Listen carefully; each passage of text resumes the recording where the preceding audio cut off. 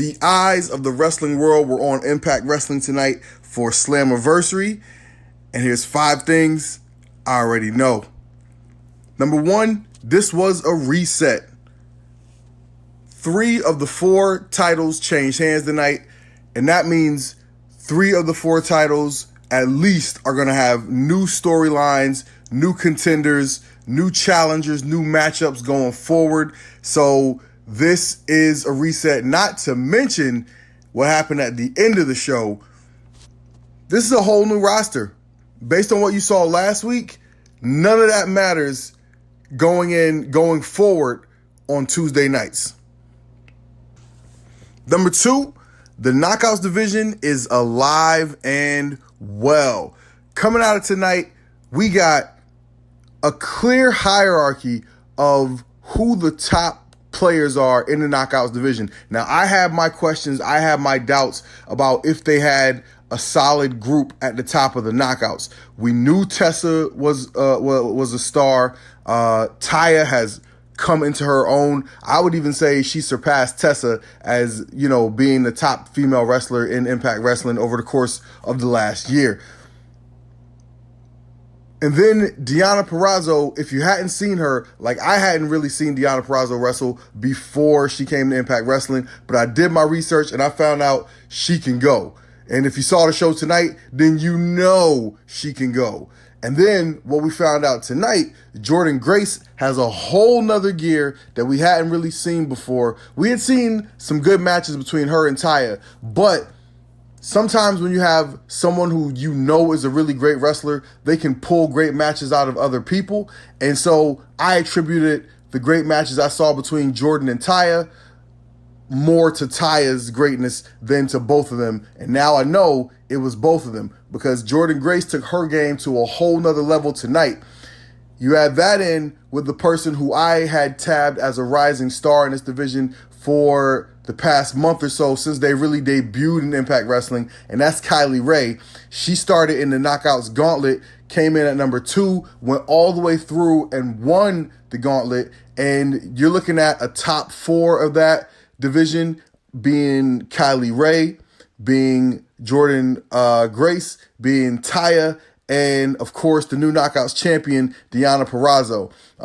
Not to get lost in the shuffle though, Tasha Steelz. She can talk. She showed tonight that she can wrestle more than you probably think she can, and she's going to be a force to reckon with going forward. The Knockouts division is in good hands, and I would dare say this is the second best women's division in all of wrestling. Number 3, nostalgia works. Listen, I wasn't that excited when I heard the rumors of... Now, it wasn't all roses coming out of Slammiversary. Here's a few things that I didn't love. Number 1, they got to find something better for Moose to do.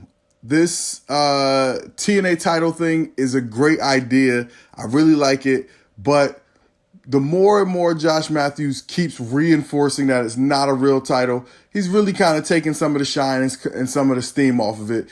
And, listen, Tommy Dreamer is great. He really is. He cuts a great promo, but he just doesn't, he doesn't do anything to make Moose better. You know what I mean? Like, and that's not a diss to Tommy Dreamer. That's just saying that they're not giving Moose anything good to do. And I think Moose is doing a great job with everything they give him. They're just not giving him anything good to do. They need to put Moose in a more high-profile situation. He's shown he can handle the role. So, listen, give the man something better to do. Another thing that I did not love, I can honestly say did not even like coming out of this show, was putting the title on Deonna Purrazzo so quickly, and the style of the match that they put on, having her defeat Jordynne Grace with a tap out. Listen, the way that match played out, the story they were telling was a good story. Jordynne Grace wrestled so aggressively. She was trying to take Deonna Purrazzo's head off, and it was clear that Deonna Purrazzo had gotten under her skin, and Jordynne Grace just wanted to make her pay for coming into Impact and poking the bear, getting under Jordynne Grace's skin the way that she had. And so Jordynne Grace really was just throwing everything at Deonna Purrazzo right away. The problem is, I don't think it made Jordynne Grace look great that she's here, trying to throw everything at Deonna Purrazzo and can't get a pinfall like Deonna Purrazzo is Thanos. You know what I mean? Like, Jordynne Grace is bigger than Deonna Purrazzo. And, to me, it's one of those things where, like, okay, Deonna Purrazzo's the virtuosa, which is, just basically a nod to being a master of what you do. So it's like, okay, hey, if she slips up, if she's just, one move ahead and gets the better of Jordynne Grace at the end of the match, then to me, that's cool. That tells, more of the story, I guess. But, I mean, that's all we got. That's our show for this evening. Thank you so much for tuning in. I hope you guys enjoyed the show as much as I did. Stay tuned for more content. You can follow me on Twitter at TW Talking About. Follow the show at Talking About Pod. I'm TW, and I'll talk to you soon.